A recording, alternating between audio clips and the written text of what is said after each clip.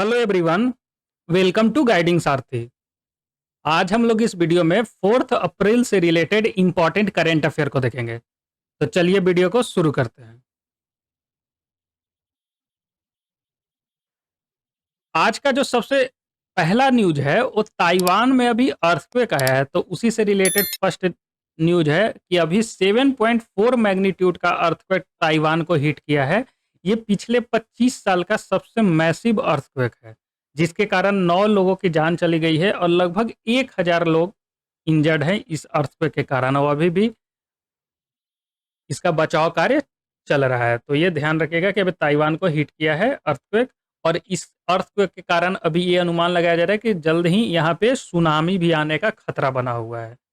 तो ये ताइवान जो साउथ चाइना सी में है, ये हमेशा न्यूज में ही रहता है, क्योंकि ये चाइना और ताइवान के बीच में जो आपसी कॉन्फ्लिक्ट है, चाइना वन चाइना पॉलिसी के तहत ताइवान को अपना पार्ट मानता है और उसे कैप्चर करने की बात करती है कि वो मेरा ही पार्ट है, तो उसके चलते तो न्यूज में रहता ही, लेकिन इस बार वहाँ पे अर्थक्वेक आया है, इसके कारण न्यूज में है।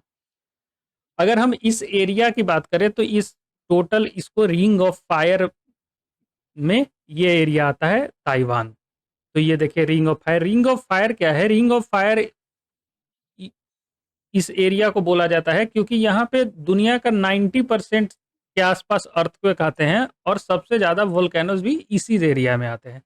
ऐसा क्यों होता है? क्योंकि या इस सबसे ज़्यादा टेक्टोनिक प्लेट हैं जो कि आपस में कोलाइड करते रहते हैं, जिसके कारण अर्थक्वेक और वोल्केनो आता है। आप देख सकते हैं कई एक ट्रेंच है, प्लेट्स हैं, तो इसके कारण यहाँ पे सबसे ज़्यादा वोल्केनोज और अर्थक्वेक आते हैं। ये टोटल 15 कंट्री में फैला हुआ है और इसका एरिया है 40,000 किलोमीटर के आसपास, ये एरिया में इसका फैलाव है।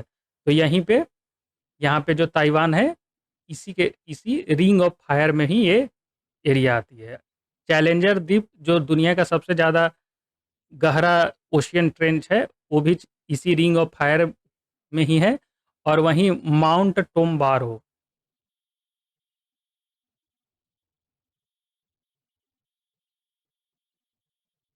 ये सबसे बड़ा एक्टिव वोल्केनो है, इंडोनेशिया में इरप्ट हुआ था 1815 में, तो ये हाईएस्ट एक्टिव वोल्केनो है। वहीं माउंट फिजी हो गया जो जापान में है, और कई एक माउंटेन है, कई एक एक्टिव वोल्केनोज है जो इस एरिया में हैं। तो ये ध्यान रखिएगा कि रिंग ऑफ फायर क्या है और वो किस किस देश में है। चलते हैं क्वेश्चन पे। आज का जो सबसे पहला क्वेश्चन है, with reference to the economic community of west African state ECOWS, ECOWAS, consider the following statement. It is a regional group that was established through the Cape Town Treaty. Second statement है, the vision of ECOWAS is the creation of a borderless region. Third है, it aim to have a single common currency. How many of the following statement is or are correct? Any one, any two, all of the above या none of the above?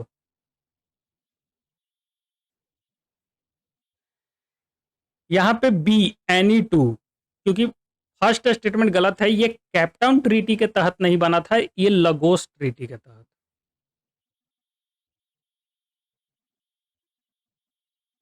1975 इस treaty के तहत ये group को बनाया गया था, और इसका जो मेन टारगेट है बॉर्डरलेस रीजन और सिंगल कॉमन करेंसी को यूज करना। ये यूरोपियन यूनियन के तर्ज पे बनाया गया था। जैसे यूरोपियन यूनियन में कई एक देश में आप बॉर्डरलेस विदाउट वीजा जा सकते हैं, पासपोर्ट के थ्रू ही केवल, तो उसी के तहत, और जो कॉमन करेंसी जो यूरोपियन यूनियन में जो यूज किया जाता है, उसी के तहत इसके भी कॉमन करेंसी यूज करने की बात की गई है। इसको फ्रेंच में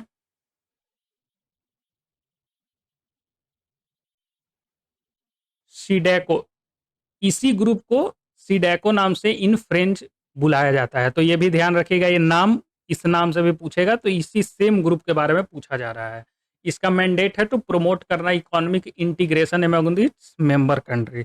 अगर इस ग्रुप के बारे में बात करें तो इस ग्रुप में टोटल 15 कंट्रीज हैं, और ये न्यूज में अभी क्यों है? क्योंकि वेस्ट अफ्रीका रीजन में कई एक देश में मिलिट्री कू हुआ है। वहां पे डेमोक्रेटिक इलेक्टेड जो रिप्रेजेंटेटिव है उनको हटा करके मिलिट्री रूल लगाया गया है। तो इस ग्रुप ने ये 3 देश माली, गिनिया एंड बुर्किना फासो को इस मेंबरशिप से हटा दिया है। क्यों? क्योंकि इस देश में, इन तीनों देश में मिलिट्री कू हुआ है और वहाँ पे मिलिट्री का शासन है। तो इन लोगों ने पहले वार्निंग दिया कि आप डेमोक्रेटिक इलेक्टेड पीपल को ही अपना सत्ता सौंप दीजिए। उसके बाद नहीं जब किया गया तो इनको एक्टिव मेंबरशिप से हटा दिया गया था, सस्पेंड कर दिया गया था।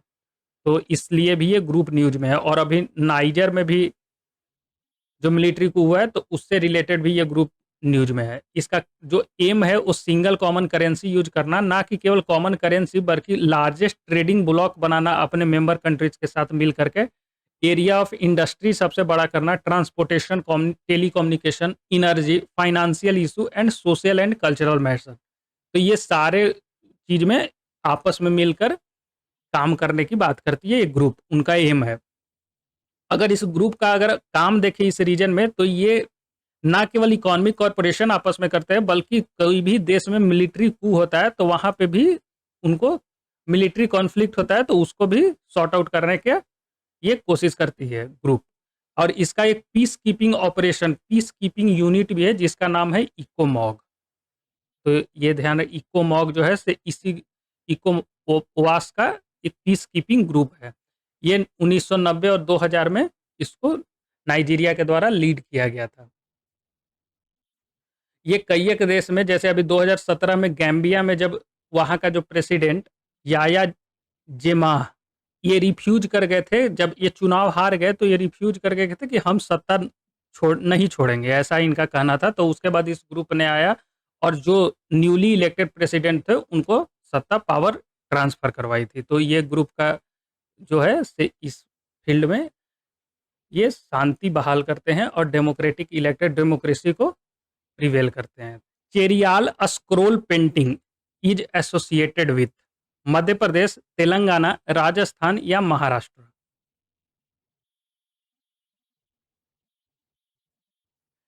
यहाँ पे बी, तेलंगाना। ये चेरियाल स्क्रोल पेंटिंग जो है से तेलंगाना से बिलोंग करता है। अगर तेलंगाना में भी बात करें तो हैदराबाद,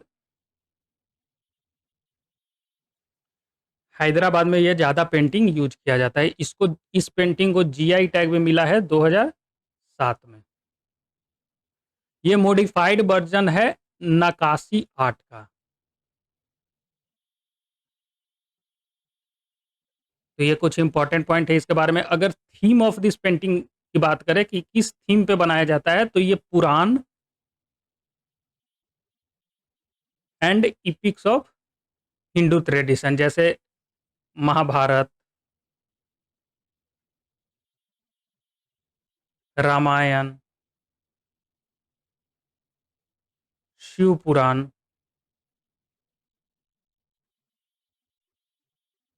और मार्कंडे पुराण।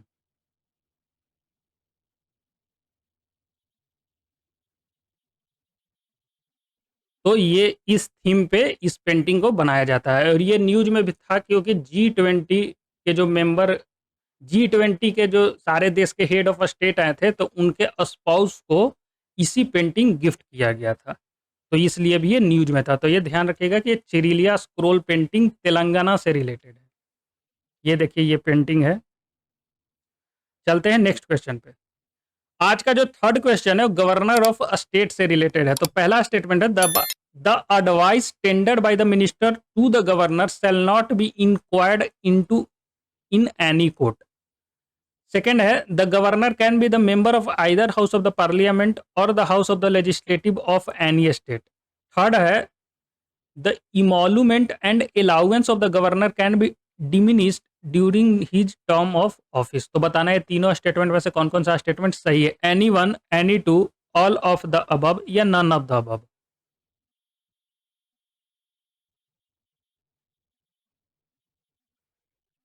यहाँ पे ए, एनी वन, यहाँ पे केवल फर्स्ट स्टेटमेंट सही है, बाकी दोनों ही स्टेटमेंट गलत है। सेकेंड स्टेटमेंट की बात करें तो गवर्नर का जो ऑफिस है, तो गवर्नर जो होते हैं किसी भी, चाहे लोकसभा हो, राज्यसभा हो, लेजिस्लेटिव असेंबली हो या लेजिस्लेटिव काउंसिल हो, किसी के भी मेंबर नहीं हो सकते हैं।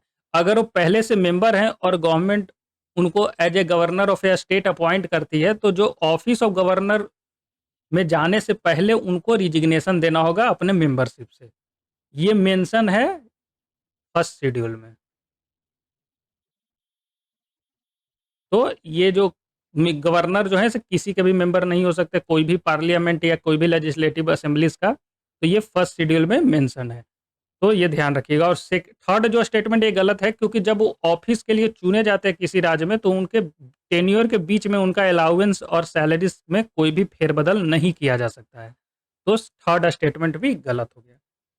अगर हम गवर्नर एंड इट्स रोल की बात करें, तो ये हमारे संविधान में पार्ट 6 में मेंशन है, स्टेट एग्जीक्यूटिव, उसी के स्टेट एग्जीक्यूटिव के ही पार्ट होते हैं द गवर्नर। अगर स्टेट एग्जीक्यूटिव की बात करें, तो एक होता है गवर्नर, इसके मेंबर, उसके पार्ट होते हैं, उसके बाद chief minister, council of minister and advocate general of state. तो ये चार जो होते हैं स्टेट एग्जीक्यूटिव के पार्ट होते हैं। अगर गवर्नर की बात करें, तो आर्टिकल 152 से लेकर 162 के अंदर में ये आर्टिकल जो है गवर्नर को इससे डील करती है।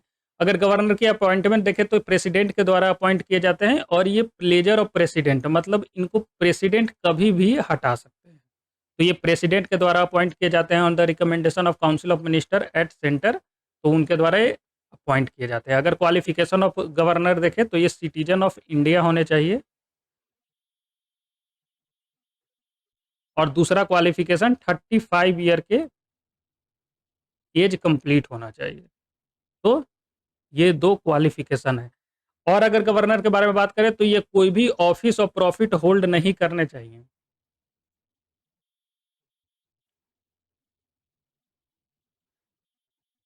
और एक गवर्नर एक से ज्यादा स्टेट के लिए भी चुने जा सकते हैं।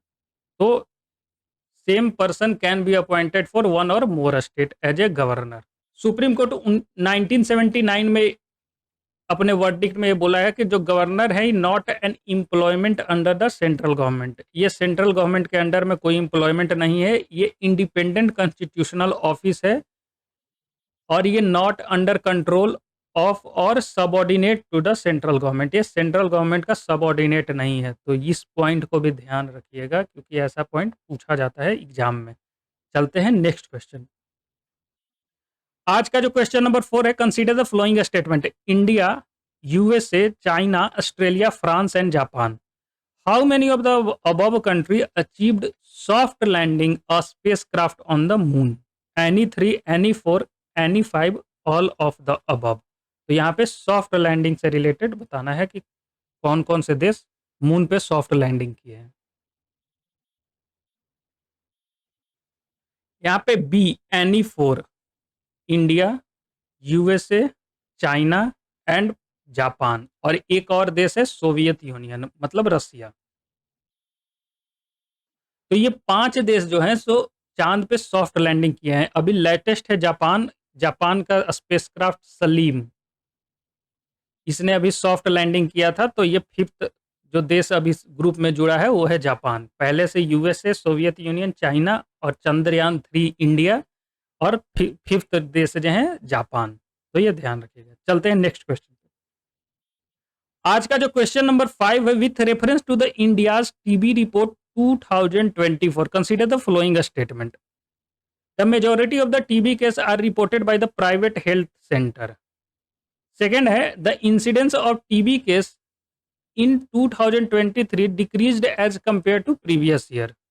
निक्षेप portal is used by the government to track TB patient. How many of the following statement is or are correct? Any one, any two, all of the above, या none of the above?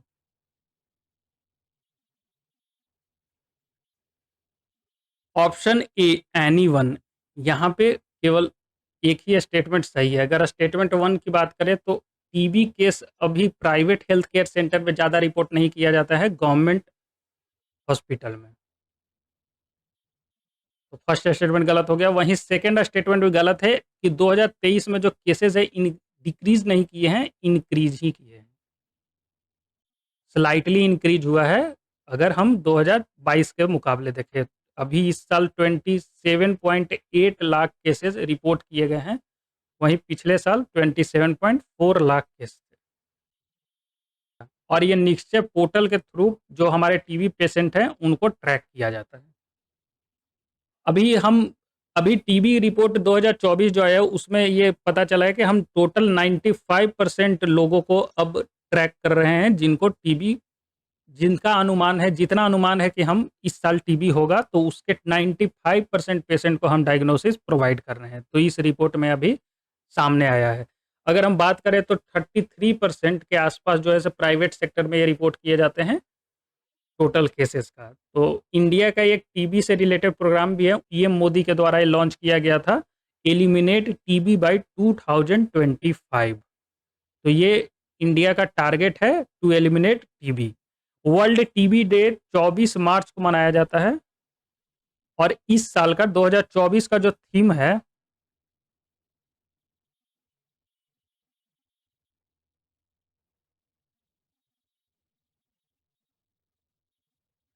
Yes, we can end TB. तो ये है 2024 का theme. ये 2023 का भी यही theme था, लेकिन अभी 2024 में भी इसी थीम थीम के साथ कंटिन्यू कर रहे हैं। तो ये ध्यान रखिएगा टीबी रिपोर्ट 2024 के बारे में। चलते हैं नेक्स्ट क्वेश्चन पे। दुलांग सुबानसिरी एलिफेंट कॉरिडोर रिसेंटली अभी न्यूज में था, तो बताना है कि कहाँ, किस राज्य में से रिलेटेड है। अरुणाचल प्रदेश, मणिपुर, नागालैंड या मेघालय।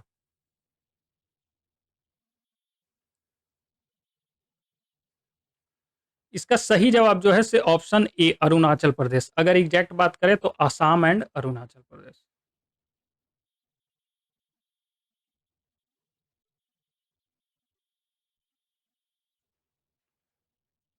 अभी मिनिस्ट्री ऑफ इन्वायरमेंट ने आसाम और अरुणाचल प्रदेश के अपने काउंटर पार्ट को ये बताया कि आप डिमार्केट कीजिए, आप लोकेशन को आइडेंटिफाई कीजिए ताकि हम जो एलिफेंट कॉरिडोर बना सके, क्योंकि जो सुबहानसिरी ब्रह्मपुत्रा रिवर के जो ट्रिब्यूटरी है वहां पे 2000 मेगावाट का हम हाइड्रो इलेक्ट्रिक प्रोजेक्ट बना रहे हैं। ये 2003 से ही प्रोजेक्ट चल रहा है, तो अब कंप्लीशन पे है। तो उस जब ये प्रोजेक्ट बनेगी तो वहाँ का जो फ्लोरा एंड फौना है उनको कोई भी प्रॉब्लम ना हो, उसी के लिए इसको ये एलिफेंट कॉरिडोर बनाया जा रहा है ताकि उस एरियाज में जो एलिफेंट है उनको कोई भी प्रॉब्लम ना हो और उनको सेफली बचाया जा सके, उन्हें भी सेफ रखा जा सके और ये हाइड्रो प्रोजेक्ट को भी कंप्लीट किया ऑपरेट किया जा सके। तो इसके लिए अभी मिनिस्ट्री ऑफ इन्वायरमेंट ने आसाम और अरुणाचल प्रदेश के मिनिस्ट्री को ऐसा बोला है। तो ये ध्यान रखिएगा कि ये आसाम और अरुणाचल प्रदेश से रिलेटेड है। आज का वीडियो खत्म करने से पहले एक बार रिवाइज कर लेते हैं कि आज हम लोगों ने क्या-क्या देखा। आज सबसे पहले हम लोग देखा कि ताइवान में अभी 7.4 मैग्नीट्यूड का अर्थक्वेक आया है। ये रिंग ऑफ फायर, ये रिंग ऑफ फायर के में ही आती है ताइवान भी। इस ये 15 देश से रिंग ऑफ फायर गुजरती है। यहाँ पे 90% दुनिया का सबसे अर्थक्वेक आता है और सबसे सबसे ज़्यादा वोल्केनोज भी इसी एरिया में आते हैं। उसके बाद हम लोगों ने एक ग्रुप वेस्ट अफ्रीकन स्टेट का एक ग्रुप देखा, इकोवास। उसके बारे में हम लोग ने जाना कि ये लगोस ट्रीटी के द्वारा 1975 में बनाया गया था। इनका एम है कि बॉर्डर लेस रीजन बनाया जा सके अपने मेंबर्स के साथ और सिंगल कॉमन करेंसी यूज करे। अब ये न्यूज में क्यों था, क्योंकि कई एक देश में मिलिट्री कू हुआ है अफ्रीका रीजन में, तो ये 3 देश माली, गिनिया एंड बुर्किना फासो को ये मेंबरशिप से हटा दिए हैं इस ग्रुप ने, तो इसलिए ये न्यूज में था। और उसके बाद चिरिलिया स्क्रोल पेंटिंग जो कि तेलंगाना से रिलेटेड है, तो उसके बारे में हम लोगों ने जाना कि G20 के जो भी हेड ऑफ स्टेट्स थे उनको स्पाउसेस को ये दिया गया था इस पेंटिंग एज ए गिफ्ट। तो उसके बारे में जाना। उसके बाद गवर्नर, ऑफिस ऑफ गवर्नर के बारे में हम लोगों ने देखा। उसके फिर हम लोगों ने India, USA, China and Japan जो अभी लेटेस्ट इंक्लूड हुआ है इस ग्रुप में, to soft landing spacecraft on the moon. तो मून पे स्पेसक्राफ्ट लैंड करवाने वाला जापान 5th देश बना है। तो उसके बारे में हम लोग ने जाना कि टोटल अब 5 देश है जो कि मून पे सॉफ्ट लैंडिंग करवा चुके हैं। फिर टीबी रिपोर्ट 2024 के बारे में हम लोग ने जाना कि ये अभी 2018 में जो इंडिया का टारगेट है कि हम 2025 तक टीबी एलिमिनेट करेंगे, तो उसी दिशा में हम लोग पॉजिटिवली आगे बढ़ रहे हैं। 2024 मार्च को वर्ल्ड टीबी डे मनाया जाता है। इस साल का थीम है yes we can end TB. उसके बाद दुलांग सुबानसिरी एलिफेंट कॉरिडोर के बारे में हम लोगों ने जाना कि ये अरुणाचल प्रदेश और आसाम में है। अभी मिनिस्ट्री ऑफ इन्वायरमेंट ने अपने काउंटर पार्ट को ये बोला है कि आप लोकेशन ट्रैक कीजिए इस एलिफेंट कॉरिडोर को बनाने के लिए, ताकि हम सुबानसिरी हाइड्रो इलेक्ट्रिक प्रोजेक्ट को ऑपरेट कर सके। 2000 मेगावाट का ये प्रोजेक्ट है। तो आज के लिए बस इतना ही। वीडियो को लास्ट तक देखने के लिए धन्यवाद। अगर वीडियो पसंद आया तो लाइक कीजिए, चैनल को सब्सक्राइब कीजिए and press the bell icon. Thank you and good day to all.